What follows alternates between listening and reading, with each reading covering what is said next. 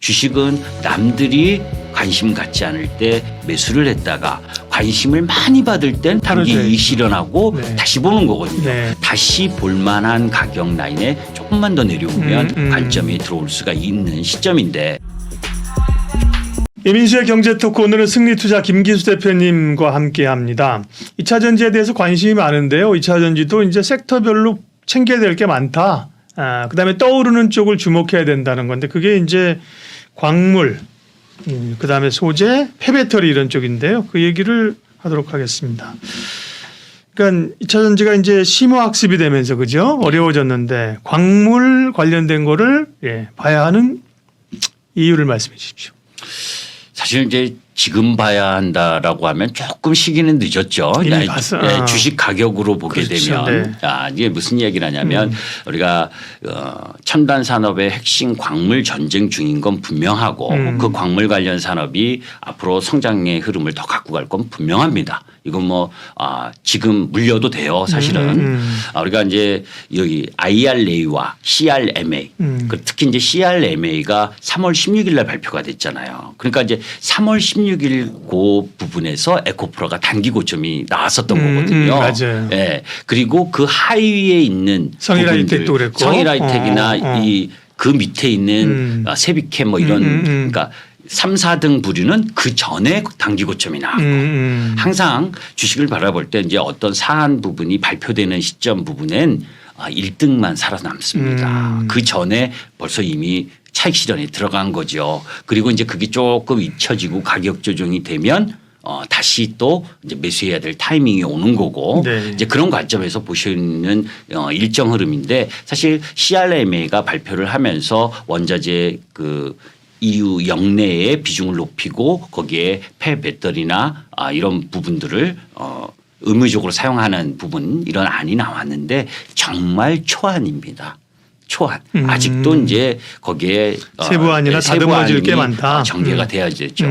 그런데 이제 우리가 여기서 기본적으로 생각하셔야 될 부분은 사실 글로벌라이제이션, 제가 영어 발음이 안 좋습니다. 네. 토종이래 갖고 뭐 자유무역 이래서 가장 수혜를 받은 나라가 중국이에요. 그런데 중국이 어느 순간 미국하고 맞짱을 뜨 맞짱 뜨자 뭐 이렇게 나오니까 가만히 놔둘 수가 없잖아요. 그러니까 지금 미국이 계속해서 중국을 견제하고 서방 국가와 함께 프렌들리 쇼어링이라는 명분으로 탈중국화, 그래서 미국 내 자국 내로 리쇼어링 정책을 계속 사용하는 거지 않습니까? 그거의 가장 기본이 이제 미국이 안보라는 이름으로 내세웠고, 유럽은 기후 위기에 있어서 가장 그 피해 국가일 수가 있거든요. 그런 이제 바닷가도 많이 둘려져 있으니까 이제 그래서 기후 위기를 명분으로 환경 기술 장벽을 쌓고 있는 부분, 이제 이런 커다란 관점에서 보면 이게 쉽게 끝나지 않는다. 네. 그런 부분으로 이 핵심 광물 쪽을 바라보셔야 되고, 이제 도표 하나 보도록 하겠습니다. 네. IRA발 광물 확보전이 지금 점입가경이다라고 하는 부분이 사실 뭐 지금 도표에 보시면 아시겠지만 요 근래에 유럽 최대 완성차 업체 독일 폭스바겐이 캐나다에 공장을 짓기로 했죠. 그 전에 LG 에너지 솔루션이나 SK온, 포스코 케미컬이 이제 양극재 공장 추진하고 이런 모든 부분들이 사실 미국 영내 부분에 공장을 건설하라고 하는 거거든요. 그렇죠. 그럼 미국 고용이 쉽게 나빠질 수 있겠습니까? 그죠? 미국에 계속 들어와서 지게끔 만드는데 이제 그런 가운데에서 사실 IRA가 제시하고 있는 부분의 핵심 광물을 미국이나 미국과 이 FTA를 체결한 나라에서 채굴 하고 가공하고 재련한 부분을 쓰겠다는 거거든요. 그러면 사실 캐나다나 캐나다가 배터리 원자재 핵심 조달처로 급부상하고 있는데 니켈 매장량이 5위고 정년, 코발트 생산 3위 국가입니다. 그러니까 이 사실 중국이 생산을 많이 하는 게 아니에요. 핵심 광물들을 환경 문제 때문에 중국에서 재련과 정년을 하고 있는 거지. 그러니까 그 부분을 뺏어오겠다는 겁니다. 그러니까 광물 부분에 있어서는 중요한 흐름을 생각할 필요가 있다라고 보시면 되죠. 네. 그러면 광물 관련된 쪽은 지금 말씀하신 것처럼 그 포스코 홀딩스나 에코프로 그룹이 제일 그래도 좀 눈에 보이는. 예, 제일 선두주자고 네, 네. 거기에 이제 금양 정도. 네, 금양이나 뭐 하이드로리튬 이런 예. 쪽은 이제 하긴 하는데 조금 더 숫자나 캐파를 확인해야 되는. 네, 그렇습니다. 네, 그 네, 네. 관련 부분이 뭐 네. 이제 리튬 관련주라면 말씀하신 예. 하이드로리튬과 또 어바니튬. 네, 미래나노텍, 미래나노텍. 네, 별의별 네. 조그만 종목들이 있어요. 그걸 이제 이런 큰 에코프로나 포스코홀딩스 네. 또 이제 이런 주식들의 방향성을 보고 움직이는 거죠. 네, 네. 그런 부분들을 이제 염두에 두시고 하실 필요가 있죠. 폐배터리도 사실은 그 CRMA 나오면서 확 부각이 됐던 거거든요. 그러면서 뭐 유럽의 공장에 있는 성일하이텍 얘기도 나왔었고 세비캠 네. 그다음에 또 IS 동서 이런 기업들 보고 있는 건데요. 폐배터리는 어떻게 봐야 되고 관련 기업들 포인트도 좀 알려주세요.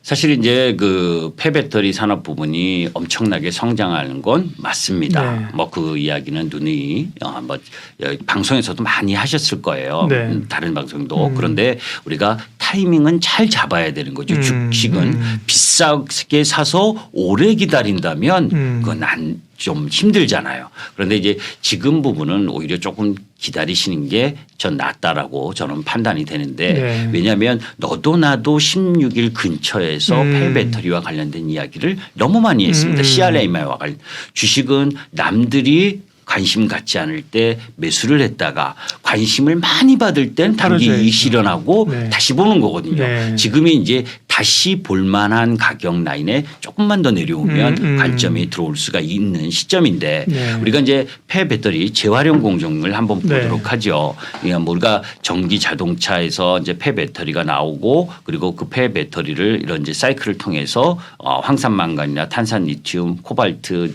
니켈 이런 쪽을 이제 빼는 겁니다. 그런데 진입 장벽 자체는 그렇게 높지 않아요. 네. 그러니까 사실 양극재 업체는 대한민국의 뭐예요? 에코프로비엠 그리고 LNF. LG 화학, 포스코 케미칼, LNF, 코스모 신소재 양극재 진출한다는 산업 없잖아요. 그런데 맞아요. 폐배터리는 여기저기. 너무나 또 한다고 네. 합니다. 그러니까 그만큼 진입장벽이 안 높다. 진입장벽이 높지가 않다는 거죠. 네. 그리고 또 하나 아셔야 될 부분은 수직 계열화를 이뤄내지 못하면 원가 경쟁력이 떨어질 수 있다는 거고 그리고 폐배터리에서 추출하려면 폐배터리를 확보하는 것도 중요하잖아요. 네. 그런데 중국이나 유럽 이런 쪽은 폐배터리를 자국 내에서 해외 반출을 차단하고 있습니다. 그러니까 폐배터리 자체를 확보하는 것도 쉽지 않다는 겁니다. 그러니까 그 폐배터리를 확보할 수 있는 기반을 갖고 있는 회사 쪽에 포커스를 맞춰야 되고 네. 또 폐배터리 공장에서 이 환경과 관련된 문제가 상당히 많아요. 그러니까 그런 환경과 관련된 문제까지를 감안해서 공장을 설립하거나 이미 설립되어 있는 회사가 더 매력적일 수가 있는 거죠. 특히 유럽 쪽에서는. 네. 그죠? 그 중국은 사실 지금 접근하기가 쉽지 않은 상황이고 그런 상황이기 때문에 그 우열반을 잘 가리실 필요가 있다라고 보고 폐배터리 리사이클링이 중요한 이유는 리사이클을 통해서 이 회수하는 부분이 배터리 이 코스트 비용 면에서 재료비 비중 뭐 셀 기준으로 65%에서 70%라고 그러니까 상당히 이 도움이 되는 산업이다라고 보시면 됩니다. 네. 근데 자료 주신 거 보니까 폐배터리 재활용은 100% 친환경일까? 이 자료 친환경이 100% 친환경이 아니라는 겁니까? 예, 아니죠. 네.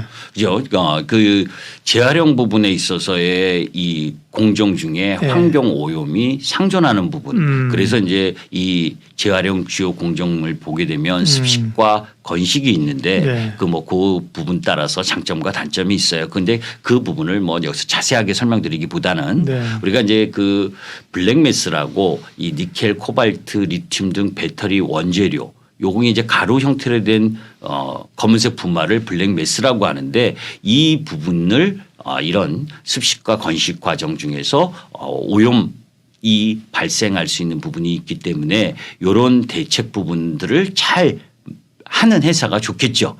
그런 부분들로 봤을 땐 기존 순수하게 경쟁력을 갖고 있는 건 성일하이텍 이렇게 보고 있고 아까 이제 말씀드린 이런 재료를 결국은 양극재 업체에게 팔든지 해야 되는데 그죠? 그 양극재 업체와 수직 계열화를 잘 돼 있는 게 에코프로고 이제 이런 관점으로 볼 수가 있고 네. 포스코홀딩스도 마찬가지고. 네.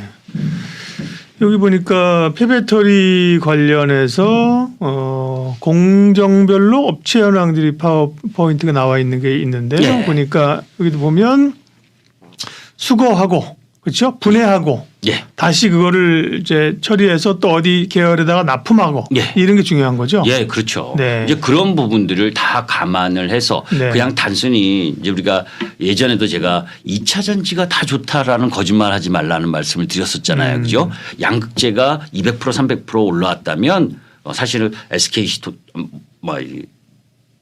회사 이름은 제가 이야기를 안 하고 네, 네. 괜히 이제 동박 그 종목을 네. 갖고 계신 분한테는 네. 죄송하니까 그런데 동박이나 전해질이나 이런 쪽은 사실 미미하게 올라왔거든요. 그러니까 그 차이 사실은 우리가 배터리의 원가를 볼 때 양극재가 40%에서 45% 원가를 차지를 하거든요. 그러면 이제 그러면 나머지 55% 60%는 그죠? 분리막이나 전해질이나 음극재나 동박이나 여기 차지하면 여기도 꽤 높잖아. 네. 그게 아니고요.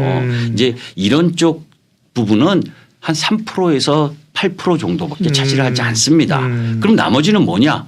가공비 그리고 또 판매비, 판관비라고 그러죠. 거기에 그리고 마진 이런 걸 다 100이라고 놨을 때 40에서 45인 거예요. 그러니까 그걸 빼고 나면 50%가 넘는 비중이 양극재이기 때문에 그 양극재 업체가 더 유리한 거고 동박 쪽은 사실 동박이나 이 나머지 분리막이나 이런 쪽 부분은 세계 1등이 아니잖아요. 그죠? 음극재도 마찬가지고 우리나라 하이니켈 양극재 NCM, NCA 쪽이 글로벌 1등이라는 거.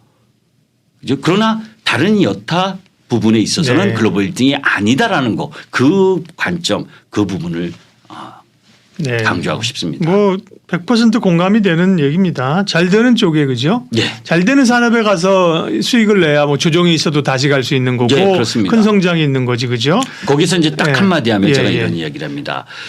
중국이 리오프닝을 한다고 리오프닝 관련 경기 민감주 그거는 시장의 반등을 노리는 거다.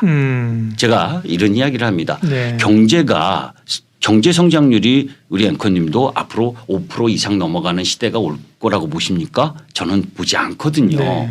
아주 안 좋아졌다가 조금 나아지는 정도.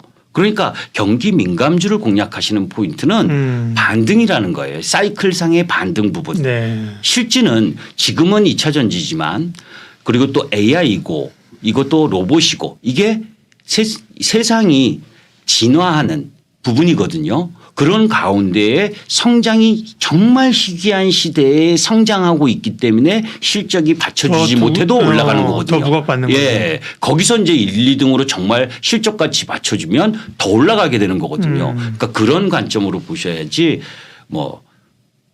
그렇습니다. 네, 그렇죠. 반등보다는 추세적인 소위 메가 트렌드를 잡고 가는 게 그죠? 예. 큰 수익이 날 수 있는 거죠. 그러면 폐배터리 얘기했으니까 마무리할게요. 폐배터리 관련주는 어쨌든 간에 지난번에 CRMA 초안 나올 때가 사실 단기적으로 뉴스에 8월라라는 세론 고점이고 조정을 받고 나면 다시 접근 전략인데 그렇습니다. 지금 내지는 조금 더 조정받을 수 있고 그죠? 타이밍을 노리면 되고 대표 기업은 그러면 성일하이텍? 예. 그러니까 순수 부분에 있어서는 성일하이텍이고 그죠? 에코프로가 1등이라는 건 에코프로는 그 폐배터리도 하고 다른 부분도 하고 있으니까. 근데 순수하게 폐배터리를 하는 쪽은 지금 가격 조정과 기간 조정을 조금 더 갖고 가야 된다. 네. 그런데 이제 분할 매수하는 관점에서는 성일하이텍이 가장 유리하다라고 말씀드립니다. 폐배터리 관련해서 폐배터리만 관련해서 성일하이텍이고 그죠? 거기다 폐배터리 얘기가 나올 때 얘기되는 게 에코프로고 다른 이슈 또 자회사 상장이라든지 이거 엮여 있는 게 또 에코프로고 그죠? 네. 폐배터리 성일하이텍이고 그리고 시간이 되시면 제가 이제 수급적인 측면에서 하나만 더 알려드리고 싶은 게 있어서 사실 코스피 200의 지수 정기 변경이 6월 8일 날 있습니다. 이때 이제 속해 들어가는 주식이 이제 금양하고 코스모 화학이에요. 이게 이제 광물 쪽 라인하고 연결돼 있으니까 코스모 화학도 코발트와 관련된 회사고 또 이 연관성을 갖는데 요 두 종목이 5월 줄 하순에 발표가 되면서 편입 가능성이 높고 그렇게 되면 이 845억과 620억 정도의 매수 흐름이 전개될 수가 있다라는 걸 참고하고 예. 나머지 이제 편출 종목은 뭐 관련 종목이 아니니까 여러분들이 눈으로 보시면 되겠습니다. 2차 전지 가운데 광물 관련주와 폐배터리 이야기했습니다. 김기수 대표님 함께했습니다. 고맙습니다. 예.